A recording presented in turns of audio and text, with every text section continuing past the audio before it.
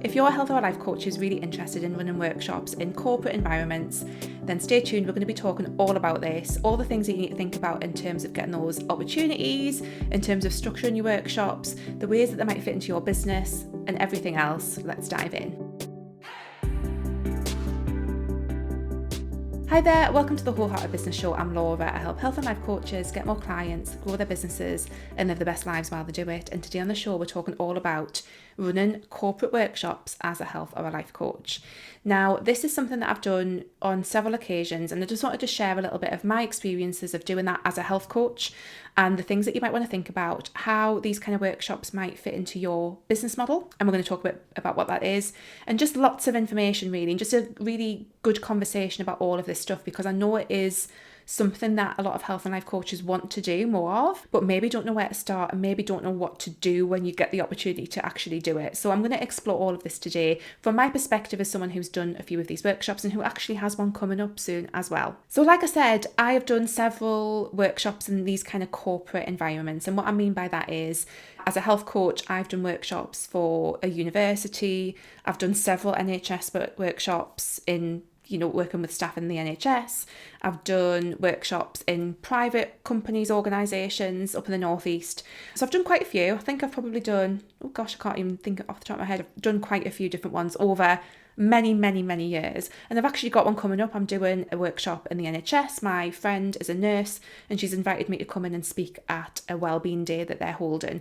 So I'm going to be doing a workshop there. And this prompted me to think, wouldn't it be fun to do an episode of the show and talk all about this stuff? Because workshops in these kind of spaces, I think there's getting the opportunities to actually do them. There's why you want to have the opportunities to do them. There's how you actually run a good workshop as well. And there's also how does this fit into your business as a thing in its own right? And I wanted to explore all of this different stuff today because I think it's really interesting. And again, I know a lot of health and life coaches want to do more of this. And yeah, hopefully this is going to give you lots of really good tips. So like I say, I've done quite a few of these different workshops in the past. And for my business, have always been something that is kind of just like an extra fun thing to do. There's never been something that I've relied on for income. They've never been something that I've even necessarily done as like a marketing thing, which again, we're going to get into. They've just been something extra that I've liked to do. I've been invited in, I've been asked to do things. I've never gone out to seek them, which is a whole other thing that we're going to look at in a second.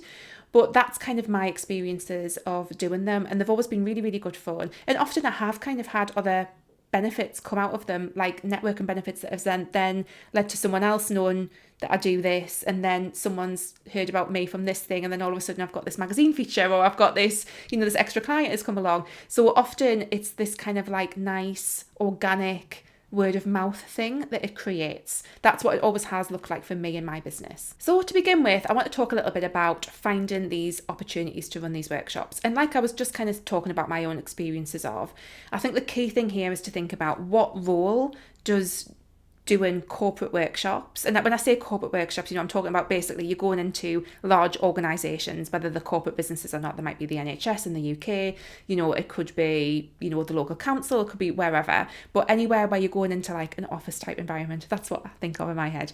You're going into some kind of office type environment and you are delivering a workshop. Now, you might have, or you might desire to have corporate workshops as a foundational part of your business model. And what I mean by that is, it is an important income generating service that you provide. That is one kind of way of having them, where it's an actual thing that you need to make money from. Another role that workshops might play is that they are more for marketing purposes and more for word of mouth, more for finding ideal clients who can then go on to become, potential full coaching clients. There can also just be fun extra things that you do, a bit like how I've done them, where they're kind of fun, they come along and, you get to meet new people, you get to network with people, and you get that word of mouth stuff all going on. So those are the three kind of key ways that I would think about incorporating corporate workshops into your health or life coaching business. And when it comes to finding these opportunities, I think if it's just a fun thing, you might just find that these opportunities kind of fall into your lap. That's kind of roughly how it's happened with me. Obviously, if it's a bigger part of your business model, you're going to want to be much more proactive and you're going to want to be going out there and actually seeking out these opportunities. And ways to start off with that is just identifying which organisations that you can actually go and add value to through your workshops, where they might have the need for what it is that you can provide, and actually pitching your services to them. There's that's the simplest way to do it, is basically find the right people in the right organisations and pitch what it is that you offer, whether that's with an email, whether that's, asking to just have like a little coffee chat with someone, whatever it is basically being proactive and doing that, but identifying the right organisations, the right people inside the organisations that you need to contact, and presenting them with the right opportunities in terms of how you can add value to what it is that they want. And again, just understanding like what are the organisation's kind of goals, like what is it that they are wanting to achieve and how can you add value to that. So what are their needs, what are their needs for their staff, trying to fit your work into that. And again, this might be how you identify the right organisations to approach, is to really find like, okay, so I coach around this kind of thing, therefore this, I can really see how this could add value. For example, you're a coach who specialises in supporting women through the menopause. You might know that there's organisations that have a large number of female staff who are of the age where they will be experiencing menopause, and you could pitch to go in and do some workshops with their staff on supporting them through this massive life transition, for example. And that might meet an organisation's kind of wellbeing focus for their staff. So there's different ways that you can do it. Again, HR departments are a really, really good place to start if you're not sure where to contact people. But again, think about your existing networks. Like a lot of my opportunities have come through friends, mums at the school gate, people talking about what it is that I do. That's a really, really big part of it. And then when the opportunities have come up, my name has been the first thing to be mentioned. So that's a really important thing as well, is just to talk about what it is that you do. Another reason why it's so key not to be quiet about the fact that you're a coach. And I know it can be like, oh, I don't want to talk about this to my friends or the mums at the school gate or whatever.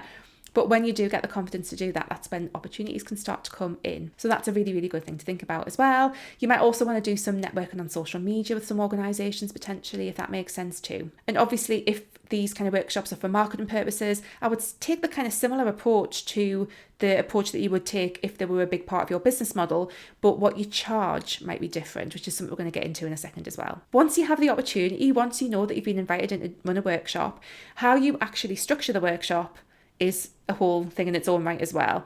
The way that I tend to do this is I will look at whatever the brief is. Now, sometimes you have to go in there with a bit of a brief, especially if you're pitching, if you've pitched the opportunity, then likely you've already got a sense of what it is that you're going to deliver on and what it's all about that you're doing. If you haven't, like a lot of the times that I come in, I haven't kind of said, this is what I'm going to do. They've said, this is what we need, and then I will go away. That's their brief. They tell me, okay, so this event is about this. Would love it if you could come in and talk about this, Laura, or help our staff with this, Laura.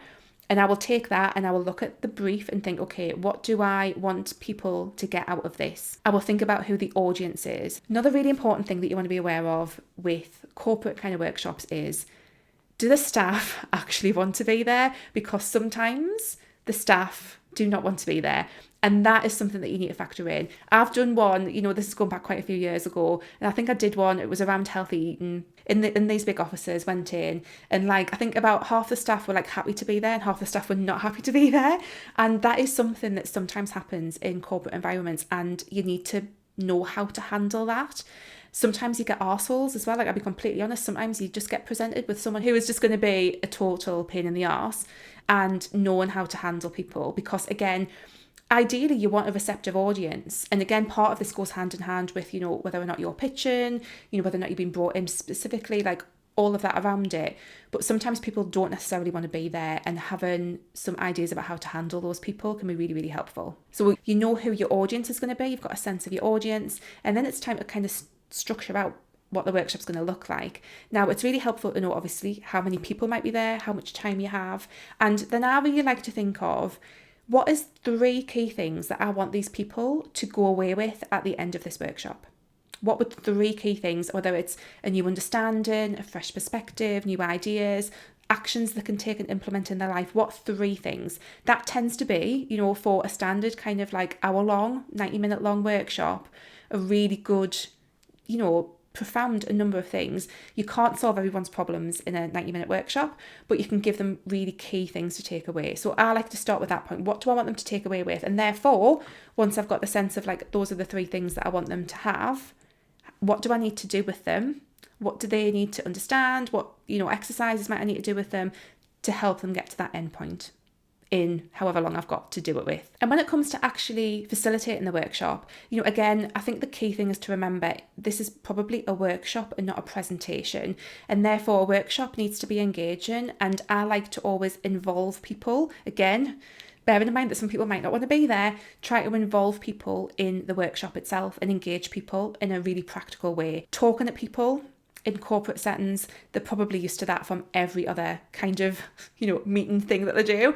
They're probably really fed up with like PowerPoints and all this kind of stuff. Unless you need it to, to communicate information and to illustrate your point, don't feel like you have to have a PowerPoint to show that you're giving value. Like actually engage people. That will get a more profound response. And again, no matter what your goal is for these workshops, whether it's income generating, marketing, or just to have fun, the more that you engage in people, the better outcomes you're going to get across the board.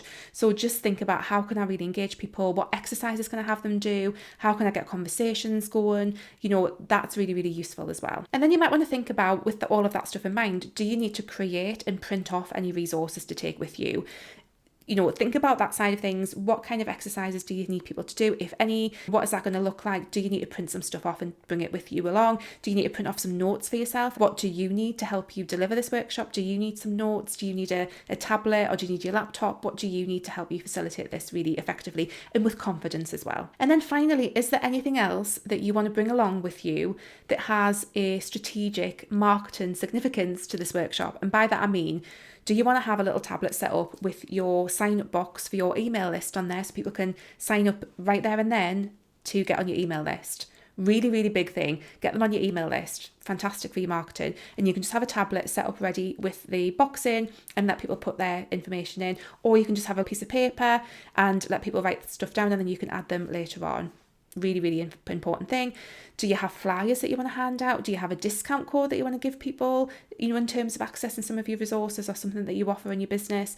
Think about that side of things. Like, is there anything there that you need to take with you, or make sure that you've got time to cover that actually has a significance in terms of your own marketing and your own business strategy? So really think about that point as well. So just to sum up again, we've talked about the brief. Either that's the brief that you kind of bring because you've pitched this, or the brief that they give you. You need to think about your audience, some of whom will want to be there, some of whom might not. You want to think about how many people are going to attend the workshop and how long you have to deliver the workshop. You're going to think about the key outcomes that you want people to have at the end of the workshop. You're going to want to think about the ways that you actually deliver the workshop. Like, do you need to have a presentation or not? Do you need to have resources? How are you going to engage people and involve people? And then finally, you're going to think about, is there anything that I need to bring or say or do that has marketing significance for my own business? Do you want people on your email list at the end? Do you want flyers, etc.? So we've kind of covered, finding the opportunities. And like I say, it's about identifying the right organisations, the right people within them, and pitching them if this is a big part of your work. It's maybe word of mouth, getting known for what it is that you do so that opportunities kind of naturally come to you. Again, we've looked at the different ways that these kind of workshops might factor into your business strategy and your business model. And this is all going to impact what you charge. Now, I did an episode of the show. It's one of the very early episodes of the show that I did where I talked about having a day rate. And that's a really, really good place to start with in terms of thinking about your time and what you might charge for delivering workshops like this. And obviously, dependent on how this fits into your business model. And when I'm talking about business model, I'm basically talking about the range of offers that you have, that you sell, that are significant to your income levels. Like, we do all sorts of things that we might charge for, but that aren't like a huge chunk of our income or our desired income. But we do sell things that have a more significant impact on our ultimate income. So thinking about which this falls into. So starting with a day rate is a really, really good place to begin. If you are doing workshops primarily as a marketing tool, you might not want to charge at all, or you might want to charge less just to get in the room. Again, this is decisions that you need to make looking at the organisations that you've got in front of you. If they're just fun things to do, again, you might want to just charge something that's nominal, or you might want to charge full, or you might not want to charge at all. It's totally up to you. There's no right or wrong here, and sometimes you have to make decisions based on the organisations and their situations and how it's come to you and all that kind of stuff. But really think about, what role is this playing in your business? Because without that clear kind of definition, you don't want to be doing stuff for free when actually in your head, this is something that needs to be earning income for your business model to sustain it. You don't want to be doing stuff for marketing and then not getting any leads at the end of it. You really want to be thinking about, why am I actually doing this in the first place? So there.